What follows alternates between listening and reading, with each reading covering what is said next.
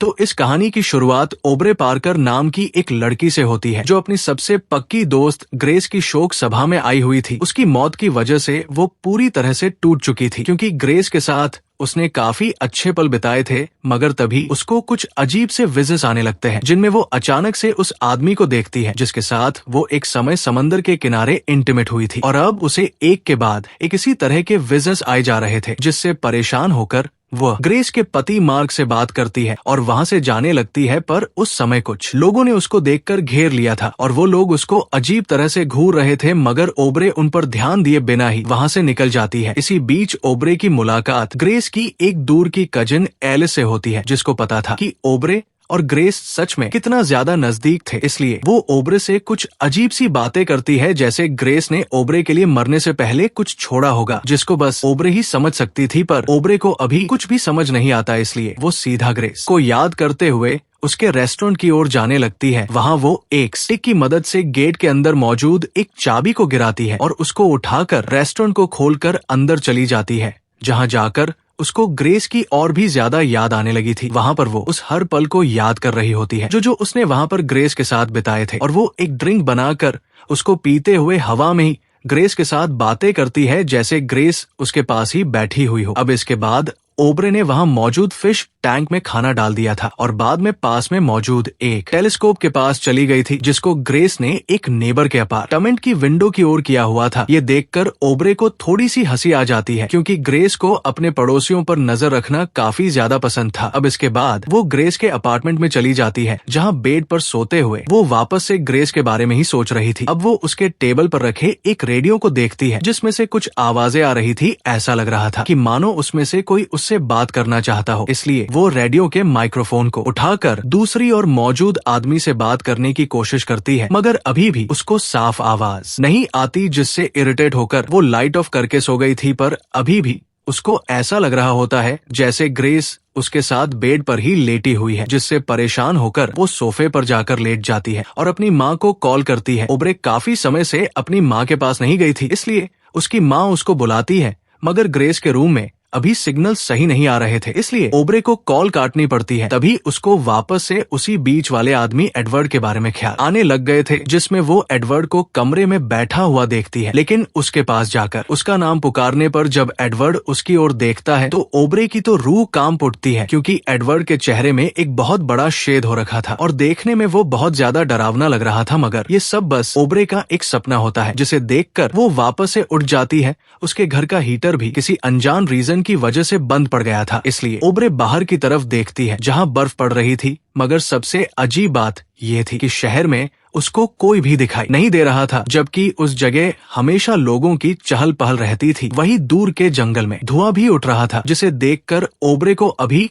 कुछ समझ नहीं आता, इसलिए वो टीवी को चालू करने की कोशिश करती है, लेकिन टीवी भी काम नहीं कर रहा था। तब ओब्रे को लगता है कि शायद खराब मौसम की वजह से शहर की बिजली चली गई होगी। लेकिन सबसे अजीब बात ये थी कि उसका फोन भी काम नहीं कर रहा था। ये देखकर ओब्रे थोड़ा परेशान होती है और जल्दी से एक जैकेट पहनकर बाहर निकल जाती है। वो रेस्टोरेंट के गेट के पास से ही बाहर सब नोटिस करने की कोशिश करती है, क्योंकि उसको इस वक्त काफी ज्यादा अजीब लग रहा था। शुरू में तो उसको वहाँ सब नॉर्मल दिखाई देता है, मगर उसके रेस्टोरेंट के डोर को बंद करते ही अचानक से एक डरा सहमा आदमी जोर जोर से गेट को पीटने लगता है, जैसे वो ओब्रे को वहाँ से भागने के लिए किसी तरह की चेतावनी दे रहा हो। इसके अगले ही पल वो वहाँ से भागता हुआ आगे की ओर जाने लगता है, मगर तब ओब्रे उसका पीछा करती है। लेकिन थोड़ी दूर जाने पर वो इंसान गायब हो जाता है। तब ओब्रे को 2 घरों से काला धुआं बाहर आता हुआ नजर आता है। इसके साथ ही सड़क पर काफी सारी गाड़ियां काफी बुरी हालत में पड़ी हुई थी और उनके आसपास बहुत सारा खून भी गिरा हुआ था। और ओब्रे को ये सब देखकर कुछ भी समझ नहीं आ रहा था, मगर तभी उसकी आंखों के सामने एक अजीब सा डरावना दानव आ जाता है, जिसने काफी सारे लोगों को मार दिया था। उसको देखकर ओब्रे वहाँ से भागते हुए वापस रेस्टोरेंट के अंदर जाने लगती है और पास के एक घर में मौजूद कुछ लोग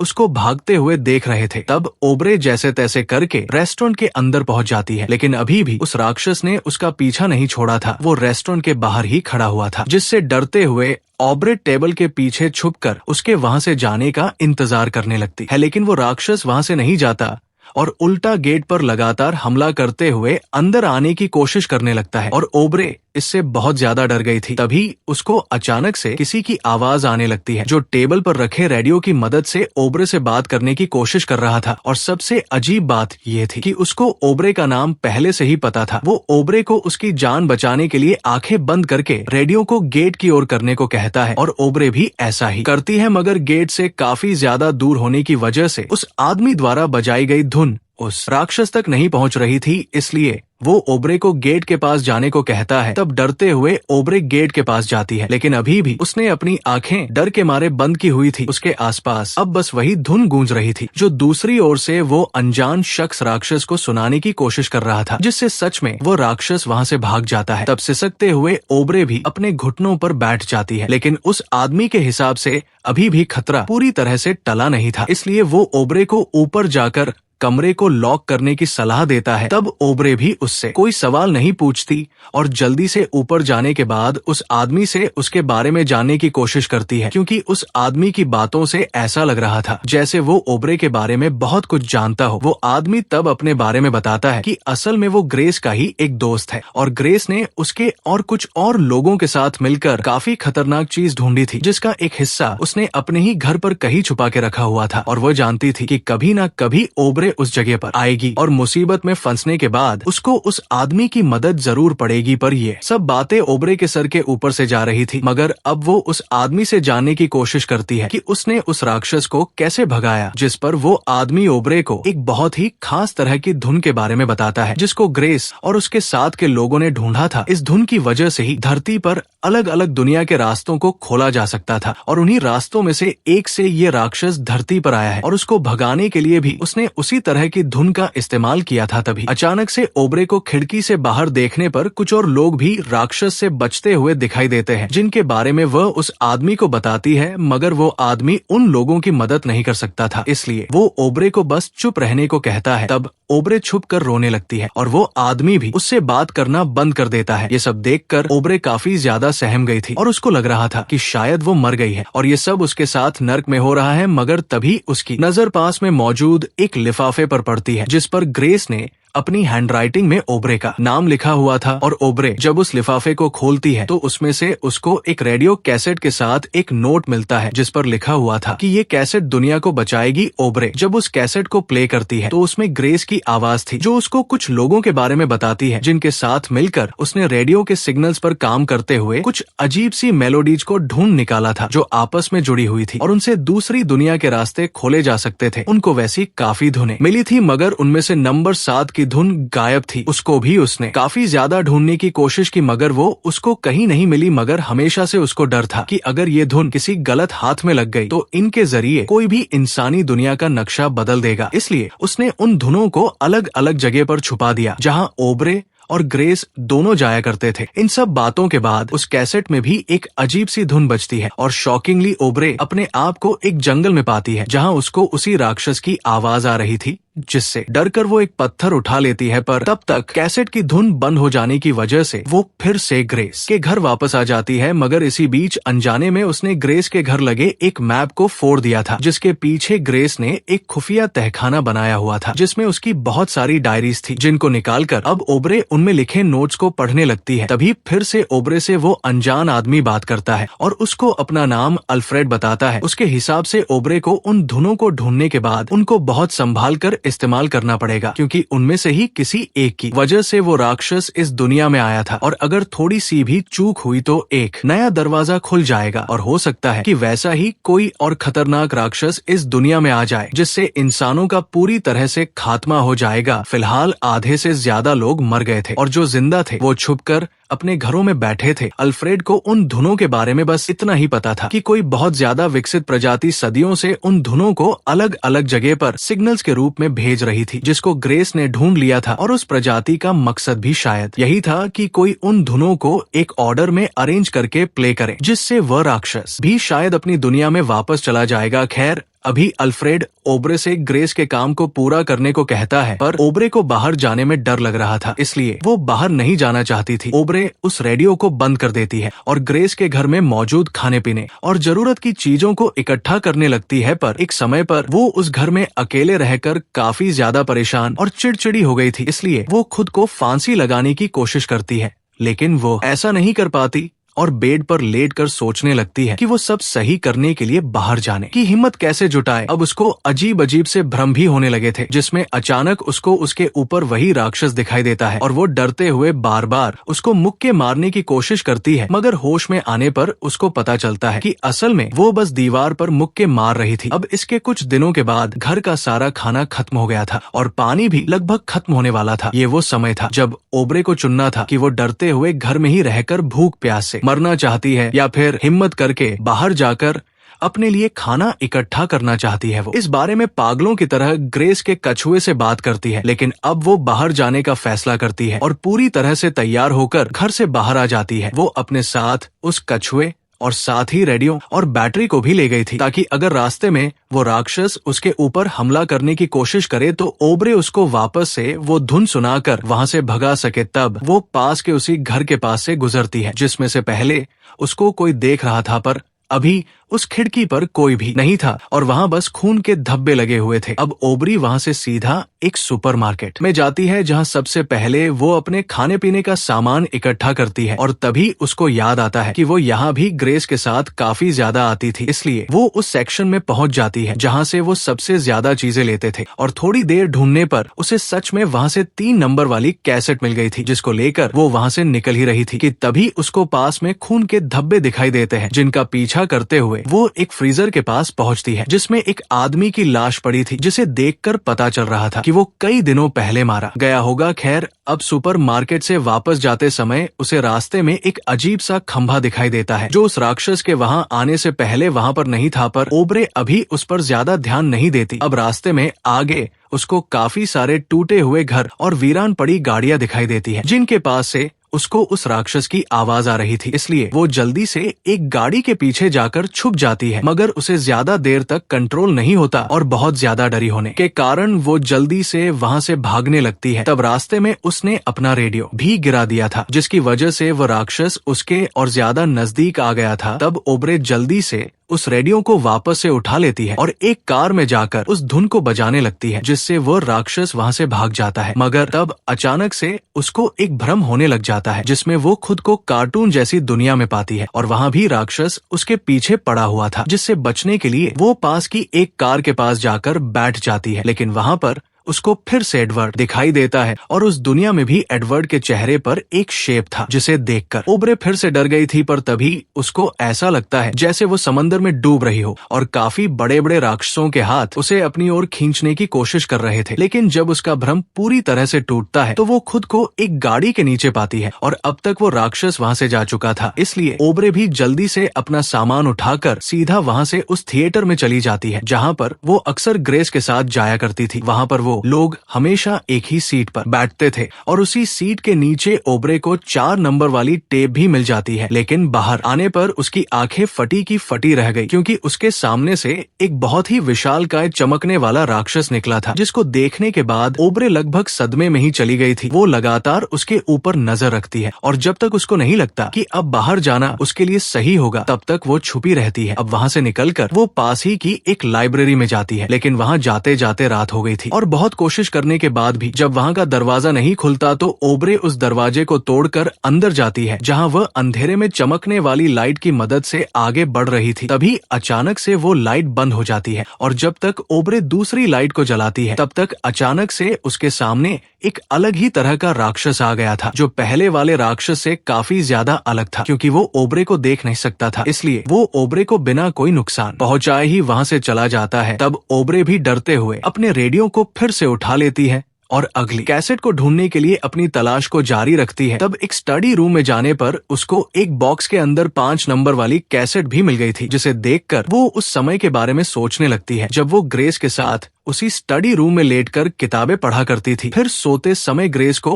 ओबरे का सपना भी आता है, जिसमें ग्रेस उससे जानना चाहती थी कि वो उसके पास्ट से मूव ऑन कर पाई या नहीं, लेकिन ओबरे ने पास्ट में एक बहुत ही बड़ी गलती की थी, इसलिए शायद वह कभी उस गलती के रेग्रेट से बाहर नहीं निकल सकती। तब ग्रेस उससे कहती है कि तुम्हें खुद को माफ करना ही पड़ेगा और अपनी गलती को अपनाकर आगे बढ़ना होगा। तब ओबरे भी इस बारे में सोचती है और काफी सारी किताबों के बीच में बैठकर उन कैसेट की धुनों को सुनकर खुद को उनकी दुनिया में ले जाने की कोशिश करती है और ये काम वो बहुत ध्यान लगाते हुए कर रही थी। तभी उसके पास में वो कुछ किताबों को हवा में उड़ते हुए देखती है, मगर अभी वो इस पर ध्यान ना देकर ध्यान में लीन हो जाती है। तब वो अपने आप को बार बार अलग अलग जगह पर इमेजिन करती है। ओब्रे को ये थोड़ा सा अजीब तो लगता है, मगर धीरे धीरे उसको मजा आने लगता है। तब एक समय पर अचानक से उसको लाइब्रेरी में से कुछ अजीब सी आवाज आती है, जिसका पीछा करते हुए जब वो थोड़ा सा आगे जाती है तो वहाँ पर स्टारफिश नाम की एक मूवी की शूटिंग चल रही थी, जिसकी मेन हीरोइन वो खुद थी। और खुद को ऐसे देखकर ओब्रे तुरंत ही पास में छुप जाती है और उसको समझ आता है कि उन कैसेट को सुनते हुए वो एक दूसरी दुनिया की सच्चाई में आ गई थी, जहाँ पर वो एक एक्ट्रेस है। तब वो काफी ज्यादा डर जाती है और एक बार वापस से वो अपनी असली दुनिया में आ जाती है, जहाँ आकर वो बहुत जोर से चिल्लाती है और अपने मन को हल्का करके वापस से ध्यान में लीन हो जाती है। बाकी की धुनों को सुनने पर वो और भी अलग अलग जगहों पर जा पा रही थी, मगर सबसे आखिरी वाली को सुनने पर वो अचानक से उसी समय में चली जाती है जब वो समंदर के किनारे एक आदमी के साथ इंटीमेट होने के लिए आगे बढ़ रही थी। तब वो उस समय को बदलने की कोशिश करती है, पर वो ऐसा नहीं कर पाती। वही उसे एडवर्ड भी किनारे पर बैठा हुआ दिखाई देता है, जो काफी ज्यादा उदास था और इस बार उसका चेहरा पूरी तरह से ठीक था। फिर ओब्रे एडवर्ड से बात करके सबसे पहले तो उससे माफी मांगती है और कहीं न कहीं ये बात सामने आती है कि एडवर्ड ओब्रे का मंगेतर था, जिसको ओब्रे ने एक आदमी के साथ मिलकर धोखा दिया था और वो उस आदमी के साथ समंदर के किनारे जाकर इंटीमेट हुई थी। और ये सच्चाई एडवर्ड के सामने आने पर उसने एक शॉटगन से खुद की जान ले ली। यही ओब्रे की वो सबसे बड़ी गलती थी, जिसको वो कभी भुला नहीं सकती। लेकिन अभी वो एडवर्ड से माफी मांगकर उस आदमी को समंदर में डुबा देती है और वापस से उसकी आंख लाइब्रेरी में खुलती है, जहाँ वह थोड़ी देर कछुए से बात करती है। और क्योंकि अब वो कहीं ना कहीं खुद की हुई गलती को स्वीकार कर चुकी थी, इसलिए उसको पहले से काफी ज्यादा अच्छा लग रहा था। इसलिए वो वापस से अपने आगे के सफर को चालू करती है और बाकी कैसेट्स को ढूंढने के लिए निकल जाती है। तब रास्ते में एक बार उसका सामना वापस से एक राक्षस से होता है, जिसको देखकर ओब्रे उस धुन को बजाकर उसे भगाने ही वाली थी, लेकिन अगले ही पल वो रुक जाती है और इस बार वो राक्षस से बिल्कुल भी नहीं डरती, जिसकी वजह से वो राक्षस खुद ब खुद वहाँ से चला जाता है। अब आगे सुबह होने पर ओब्रे एक बार वापस से ग्रेस की कब्र के पास जाती है और बाद में वो उन कैसेट्स को प्ले करने के लिए पास ही के एक रेडियो स्टेशन में आ गई। यहीं पर वो पहले काम किया करती थी, क्योंकि उसके एक साथी के साथ यहाँ उसकी फोटो लगी हुई थी और उसी फोटो के पीछे ओब्रे को 6 नंबर वाली कैसेट भी मिल जाती है, जो कि आखिरी टेप थी। उसको 2 कैसेट्स पहले ही ग्रेस के घर में मिल गई थी और उन सभी कैसेट्स को सही से अरेंज करने के बाद वो उन धुनों को बजाना चालू कर देती है। और जैसे ही वो आखिरी टेप खत्म होती है, वैसे ही वो अल्फ्रेड से बात करने की कोशिश करती है, मगर इस बार अल्फ्रेड की जगह कोई और ही था, जो ओब्रे को बताता है कि उसने बहुत बड़ी गलती की है। उसने धुन को गलत सीक्वेंस में बजाया था, जिसकी वजह से दूसरी दुनिया का दरवाजा बंद होने की जगह एक नई दुनिया का दरवाजा खुल गया था और अब वहाँ के राक्षस भी इस दुनिया में आने लगे थे। ओब्रे ये सुनकर काफी ज्यादा डर गई थी, इसलिए वो वापस से सभी कैसेट्स को जाकर चेक करती है और इस बार उसको हर कैसेट पर एक लेबल मिलता है, जिस पर बस फॉरगेट और फॉरगिव लिखा हुआ था, यानी कि भूल जाओ और माफ कर दो। तब वो लड़का ओब्रे से उस लेबल पर लिखे संकेत को फॉलो करने को कहता है, मगर ओब्रे रेडियो और कैसेट्स को वहीं पर छोड़कर बाहर चली जाती है, जहां वो दूसरी दुनिया के दरवाजे की ओर बढ़ने लग गई थी। लेकिन उस दरवाजे में प्रवेश करते ही वो एक बवंडर में फंस जाती है और एडवर्ड के साथ बिताए हुए पलों को याद करने लगती है, जिसका मतलब था कि वो अब भी खुद को पूरी तरह से माफ नहीं कर पाई थी। असल में ये सब ओब्रे के मन की कहानी थी, जिसमें अपनी दोस्त की मौत से पहले उसने अपने पति एडवर्ड को धोखा दिया था, पर उसके पति के मरने के बाद से वो पूरी तरह से टूट चुकी थी। एडवर्ड ने खुद के चेहरे पर शॉटगन मार के अपनी जान ली थी। इसी वजह से वो ओब्रे को काफी भयानक रूप में दिखाई देता था और इसी वजह से वो काफी समय से ग्रेस से नहीं मिली थी, मगर ग्रेस को उस समय पर कैंसर हो गया था, जिसके बारे में ओब्रे को पता नहीं चला था और बाद में ग्रेस की कैंसर की वजह से मौत हो गई थी, इसलिए वो और भी ज्यादा गिल्ट में चली गई। अब इसके बाद ग्रेस के रेस्टोरेंट में जाने के बाद उसको वहीं पर सुकून मिलने लगा था और उसने बाहर जाना बिल्कुल बंद कर दिया था। उसको ऐसा लगने लगा था जैसे बाहर की दुनिया में राक्षस है, जो उसके बाहर जाने पर उसको मार देंगे। लेकिन असल में ये सब बस उसका डर था, जो राक्षस के रूप में हर बार उसके सामने आ जाता था। पर बाद में जब ओब्रे ने उस डर से डरना बंद कर दिया, तो राक्षस के रूप में वो डर उसके सामने आकर भी उसका कुछ नहीं बिगाड़ पाया। इवन बाद में जब उसने अपनी गलती को मान लिया और अपने सपने में उस आदमी को समंदर में डुबा दिया, तब से उसको काफी अच्छा लगने लगा था। पर कहीं ना कहीं उसका डर एक समय के बाद उस पर हावी हो गया और वो फिर से उसी गिल्ट में जाकर एडवर्ड के साथ बिताए हुए पलों को याद करने लगी, जबकि जिस दुनिया में वह थी वो बस उसके दिमाग में थी। और इसी के साथ ये कहानी यहीं पर खत्म हो जाती है। तो वीडियो पसंद आई हो तो वीडियो को लाइक जरूर करना, और अगर आप इस चैनल पर पहली बार आए हो तो जल्दी से इस चैनल को सब्सक्राइब कर लो, क्योंकि मैं अक्सर ऐसी इंटरेस्टिंग वीडियोस आपके लिए लाता रहता हूँ। तो चलो मैं अब आपसे मिलूंगा ऐसी ही एक और इंटरेस्टिंग वीडियो के साथ, और तब तक के लिए टाटा और गुड बाय।